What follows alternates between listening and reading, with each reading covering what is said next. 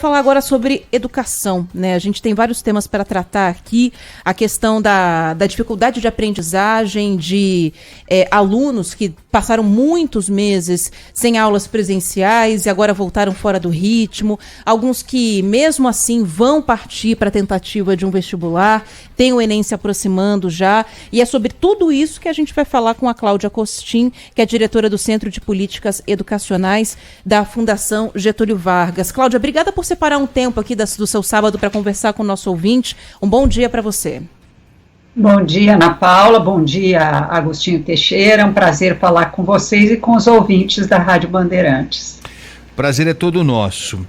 Bom, falar sobre o Enem, a gente está há 4 meses, né, da realização do Enem, o Ensino Nacional do Exame Nacional do Ensino Médio, que é tão importante, né, e vem adquirindo uma importância cada vez maior, né? A gente sabe como é que ele começou e tal, e foi adquirindo essa importância, essa relevância de ser o principal instrumento de qualificação para o ensino superior, não só nas faculdades públicas, mas nas privadas também, muitas privadas também.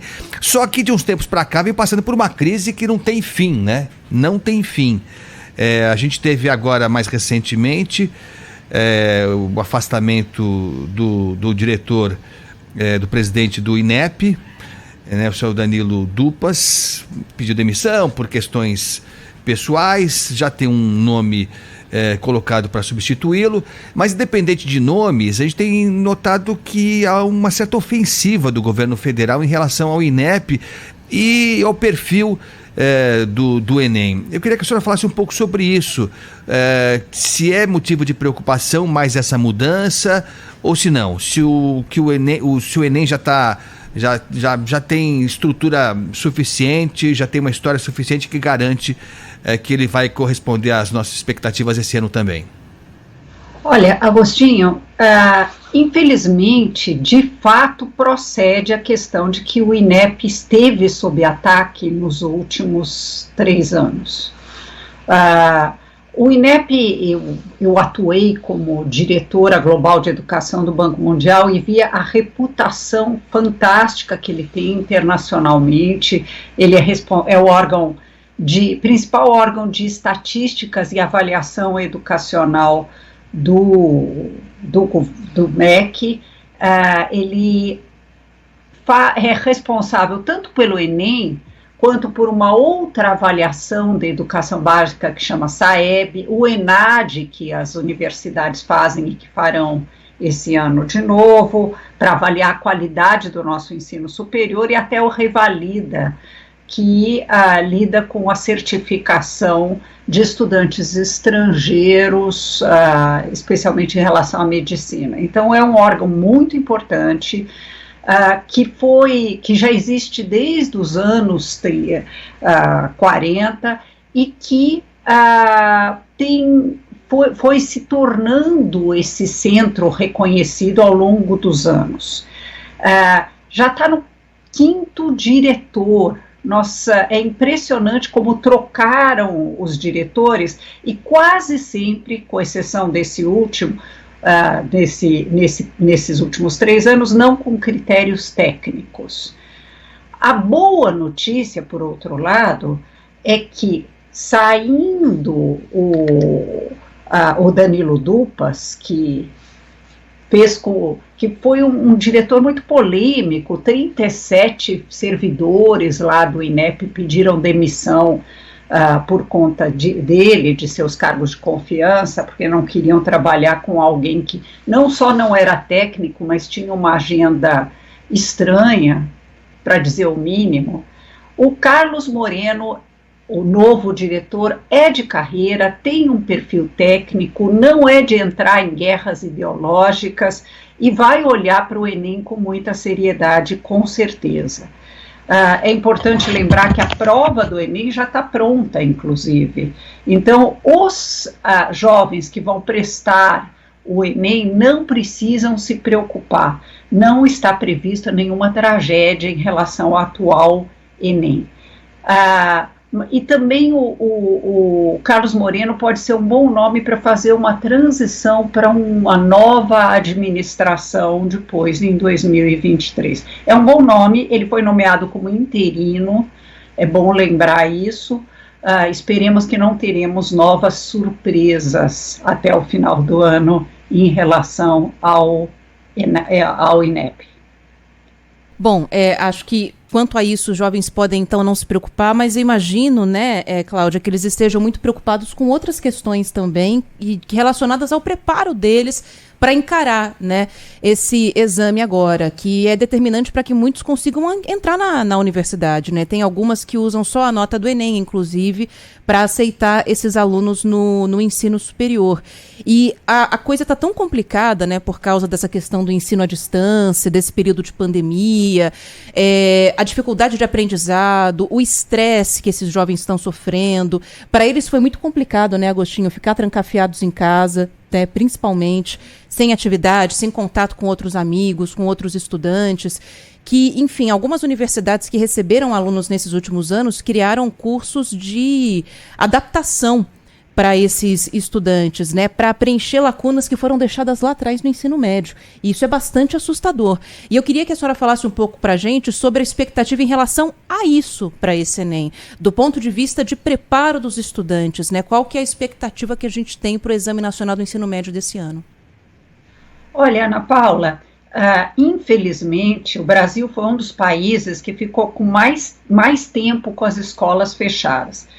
E certamente isso trouxe consequências piores para aqueles que vêm de meio mais vulnerável, porque uma coisa são os jovens que estiveram fechados em casa com conectividade, equipamentos, livros, e puderam dessa maneira, não digo se preparar adequadamente para o Enem, porque isso não para quem apostava em homeschooling, essa foi uma grande lição. Não há nada que substitua a escola, tanto no cognitivo quanto no processo de socialização com outros jovens, que é tão importante, não só para preparar para o mercado de trabalho do futuro, mas para o próprio bem-estar do jovem, como você bem colocou.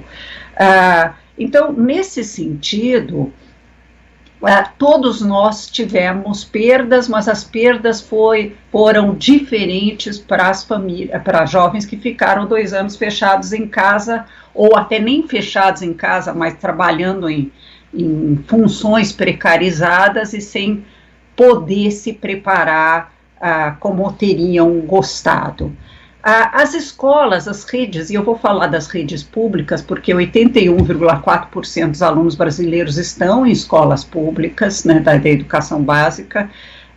As escolas públicas tentaram, de uma maneira ou de outra, mandar algum processo de aprendizagem para casa. No caso do ensino médio, isso foi prioritariamente por meio de plataformas digitais, em que as aulas eram postadas, ou seja ao vivo, ou seja aulas pré-formatadas para isso, e complementado com cadernos autoinstrucionais que o jovem preenchia e depois isso era recolhido, ou até televisão foi usado nesse processo.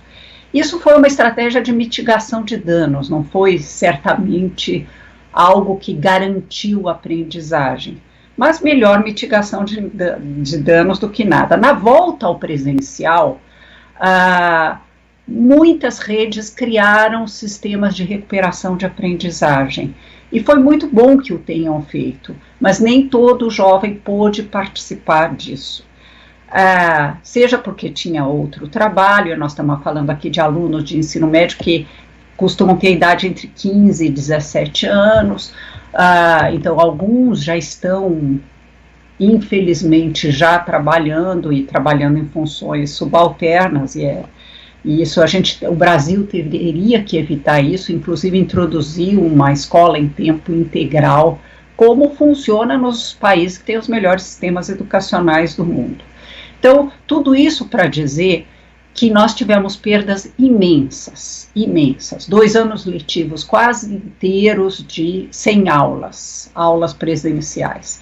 E a recomposição dessas aprendizagens vai levar um tempo, Ana Paula. Não se resolve em um ano. Agora, por outro lado, para vocês jovens que estão escutando, não deixem de fazer o Enem, porque os seus colegas também passaram por isso. E as universidades, como a Ana Paula bem destacou, estão organizando estratégias de nivelamento, de garantir que aquelas perdas possam ser, pelo menos parcialmente, compensadas. Não deixem de fazer o Enem. A gente está conversando aqui na Rádio Bandeirantes com a Cláudia Costin, diretora do Centro de Políticas Educacionais da FGV. E só para complementar aqui o que a senhora falou sobre essa questão do reforço escolar, nessa semana saiu até uma pesquisa, viu, Agostinho? Que foi feita pelo Datafolha sobre o acesso ao reforço escolar agora, né? E muitos pais relatando que sentem a necessidade do filho participar desse reforço escolar, mas simplesmente não tem vaga. 39% dos alunos têm aula de reforço escolar agora. 40% só estão matriculados em escolas que têm algum tipo de apoio psicológico, e a gente infelizmente tem notado um aumento de relatos de sobrecarga, de tristeza, de depressão entre esses jovens, né? Que é uma coisa que está atingindo a todos nós, porque não atingiria também as crianças e os adolescentes. E esse apoio por parte da escola aí pode ser por várias questões, por falta de vaga, falta de verba, enfim. Infelizmente está bastante limitado, como a Cláudia comentou. É isso mesmo. É muita coisa para fazer e pouca ação, né? Pouca ação, infelizmente. Você falou, Cláudia, para os estudantes não deixem de fazer o Enem, né? Mas muitos estão deixando. O número de inscritos para esse ano é de 3.396.632. É o segundo menor número de inscritos no Enem desde 2005. Chegamos a ter em 2020, Ana e ouvintes, quase 6 milhões de inscritos. Então, estamos com quase metade, vai um pouquinho mais da metade do que já tivemos. Por que está acontecendo isso, Cláudio? Eu sei que não tem uma explicação só, né? A gente tem... e aí, a maior defasagem aqui, claramente, está nos jovens, nos estudantes da classe pobre, que tem menos recursos, que vem de escolas públicas. Por que chegamos a esse ponto, hein, Cláudia? Olha, Agostinho, infelizmente é uma combinação de fatores, mas o que prepondera entre esses fatores, naturalmente, é a crise da Covid, que não é só uma crise sanitária, mas virou uma crise econômica também, né? Então, o que colocou para esses jovens a necessidade de trabalhar para compensar, para complementar o orçamento doméstico. Além disso, com algum tempo de afastamento das salas de aula, muitos deles se desengajaram do processo de ensino, ou não se sentem preparados. Por isso, o meu apelo aos jovens para que aqueles que estão inscritos, porque esse é um outro problema, tem gente que não se inscreve e tem gente que se inscreve, mas não vai. Não deixem de ir.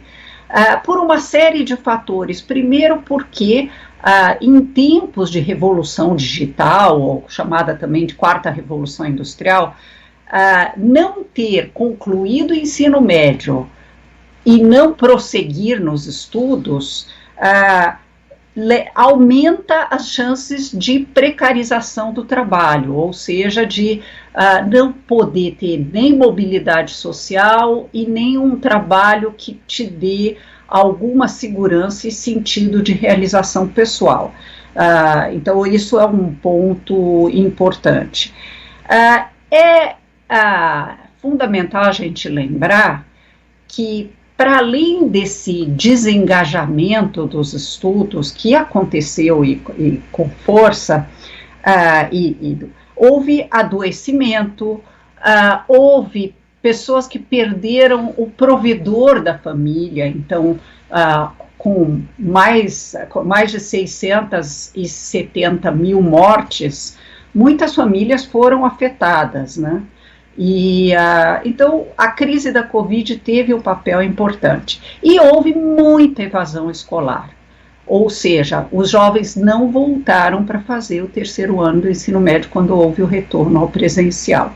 Então, também aqui fica um apelo, não só para os jovens, para que retornem às escolas, se não puder fazer esse Enem e não puder voltar agora, volte o ano que vem, porque é fundamental, já todas as pesquisas sobre renda e sobre desemprego mostram que jovens que não completaram o ensino médio têm prejuízos na sua renda e na possibilidade de empregabilidade ou até de empreendedorismo.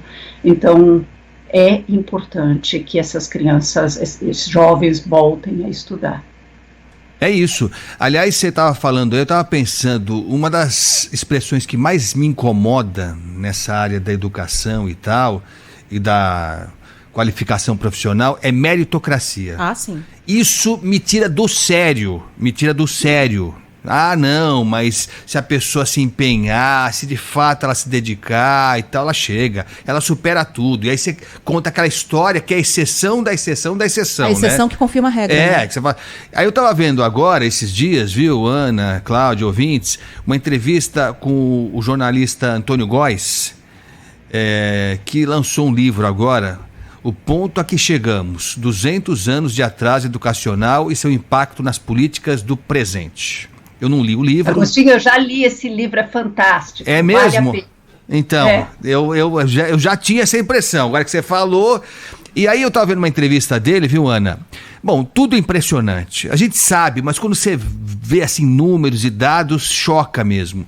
E ele falando de meritocracia, viu, Claudio, tá falando o seguinte, que está comprovado já cientificamente que um bebezinho com 8 meses, um bebezinho de 8 meses, se ele nascer numa família com pais com uma educação adequada, uma formação adequada, enfim, ele já começa a se diferenciar de um outro bebezinho de uma família menos atendida. Com 8 meses começa a diferenciação. Com 8 meses, o bebezinho de uma família bem constituída, com pais que têm uma educação formal e não sei o que, tem uma estrutura razoável, o bebezinho de 8 meses já começa a despontar do bebezinho que está numa família que não tem condições. Você imagina com 8 meses, já começa a diferenciação. Ele já começa ganhando o jogo com 8 meses de idade. Quer dizer, aí não dá, né, Cláudia? Com certeza. Por isso que é tão importante, inclusive, a educação infantil.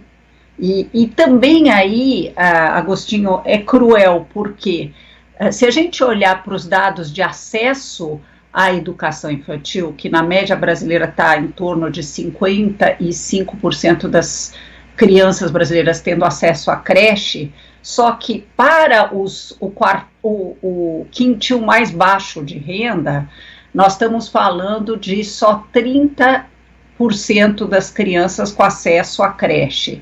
Quando eu olho para o mais rico, já chega nos 60 e tantos %. Ou seja, não é só na família, é também nas possibilidades de ampliação desse repertório cultural e do acesso a alimento, acesso a outras coisas que vão ser fundamentais para o desenvolvimento pleno desse bebê.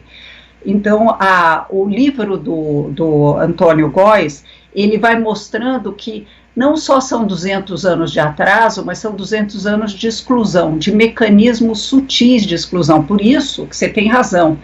É lógico que meritocracia seria importante, desde que a gente saísse do mesmo patamar, é aí que triunfem os que mais merecem. Mas não é essa a realidade. A realidade é que para poder, até a alimentação, a permanência numa casa organizada, numa família organizada. Então, as famílias menos afluentes, as crianças que vêm de famílias mais afluentes, saem perdendo bastante da largada. E daí o papel fundamental da educação em compensar essas diferenças, em conseguir construir equidade, não só igualdade. Não é oferecer o mesmo para todos, é oferecer mais para quem tem menos.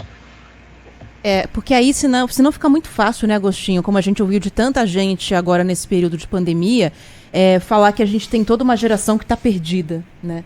Ela não está perdida só por causa da pandemia. A pandemia... Ela já estava perdida antes, né, Ana Paula? Exatamente. O que a pandemia fez foi... Ela se tornou uma desculpa para isso, em primeiro lugar, e ela também criou um espaço muito maior entre as pessoas que são mais favorecidas e aquelas que não são. E aí a gente vira e fala, não, mas tem uma geração inteira que está perdida, vão ser 10, 11 anos para que a gente recupere o ensino que foi perdido nesses 2 anos. Não foi só por causa da pandemia, é por causa de tudo isso que vocês comentaram também. Aliás, citando ainda o Antônio Góes, ele estava dizendo o seguinte, que é uma falsa impressão, viu, Cláudia? Essa ideia de que, no meu tempo, lá atrás, a escola pública era muito melhor, piorou tudo. Ele falou assim, não quero aqui desconsiderar a lembrança afetiva que as pessoas têm, mas que não é verdade isso, porque a educação atingia um público desse tamanhinho há décadas. E hoje é muito mais... Lógico que tá boa a educação pública, não tá. Mas você não pode chamar de boa uma educação que lá atrás atendia uma fatiazinha pequenininha, né, Cláudia? Deixa eu aproveitar que você falou dos mais experientes no começo, antes da entrevista, e eu que sou das mais experientes, Nossa. Né? Tenho 66 anos, eu estudei nos anos 60. E um dado que me impressionou imensamente quando eu vi, foi que no final dos anos 60, só 40% das crianças brasileiras estavam no ensino primário. Enquanto o Chile já estava com 59, já tinha universalizado e a Argentina já tinha universalizado o acesso ao ensino primário. Então, nesse sentido, falar que a educação de antigamente é que era boa, 60% das crianças estavam excluídas da educação, do acesso ao ensino primário. E eles eram invisíveis, porque o Brasil era rural, então eles estavam no campo. Só para dizer que nesse dado fica muito clara a questão da exclusão, que qualidade para poucos não é qualidade. É isso. Cláudia, tá muito legal o papo com você aqui. Você falou agora há pouquinho das nossas dificuldades, falou inclusive da alimentação, né? E aí eu pedi pro Daniel Mesquita, que tá no nosso switcher, separar uma imagem aqui que chegou ontem pra gente, de uma mãe de aluno de uma escola estadual de São Bernardo do Campo. Ela mandou pra gente aqui o cardápio oficial da escola. O cardápio oficial. Então é o seguinte, varia de dia para dia, mas assim, num dia X aí, o almoço, viu? É esse aí, arroz, feijão, carne bovina cebolada, batata doce corada. Legal até. Sim. No outro dia, arroz e feijão, carne suína cebolada, salada de acelga com cenoura e farofa temperada. Legal também. Bem legal. Esse é o sonho, né? O sonho é esse aí. A realidade, ela mandou a foto, olha lá, quer ver? Esse cardápio é o que deveria ser. Vamos mostrar agora o que de fato é. É isso aí, arroz com feijãozinho. É isso. Só. A batata cebolada ficou pelo caminho, a carne suína também, a salada de acelga e a farofa. Quer dizer, a gente tá pagando por ela, né? Porque estamos pagando, né? O cardápio tá lá no papel, a gente paga por ele, mas o que chega é isso aí. Então, com essa realidade ainda assim, né, Cláudia, se nem o bar, e a gente sabe, parece lugar comum falar e talvez seja mesmo, mas é verdade que muita criança vai para a escola esperando a merenda, né? Não à toa, nesse período de férias, a gente teve um programa na rede municipal de São Paulo para distribuir merenda para as crianças no período de férias. E aí chega e não recebe teriam isso. Que comer em casa. Então, temos muito para fazer, né, Cláudia? Temos muito a fazer. E o que nós não podemos fazer é se render a narrativas paralisantes, do tipo, no passado é que era maravilhoso e agora o Brasil está predestinado a ser um desastre em educação. Não está, não. Nós temos que reagir e precisamos garantir educação de qualidade para todos, especialmente para aqueles que vêm de famílias menos afluentes. Legal. Eu gostei do otimismo da Cláudia. Não, mas acho que é uma dificuldade, né? Que a gente desenvolve, porque a coisa não tá fácil, mas se a gente não tiver esse olhar positivo pra gente mesmo no futuro, quem vai ter, né? Se a gente não brigar por melhorias, quem vai fazer isso pela gente? É aquela história de ver o copo meio vazio, meio cheio, né? A gente chegou num ponto tal que ou a gente entrega a rapadura, né? A gente vai embora, e tudo bem, quem decidir ir embora também, eu não vou condenar. Ou então a gente vai brigar, porque também dá. Eu não vou dizer que pior que tá não fica, que a gente já queimou a língua falando isso, mas acho que é uma chance razoável da gente partir dessa para algo melhor, né, Cláudia? Sem dúvida. E aprender com os erros cometidos no passado. Isso. É isso aí.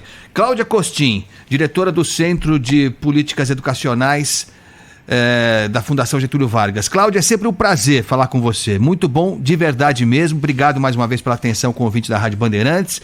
Até uma próxima e bom final de semana. Obrigada. A vocês também e para os ouvintes. Valeu. Bom,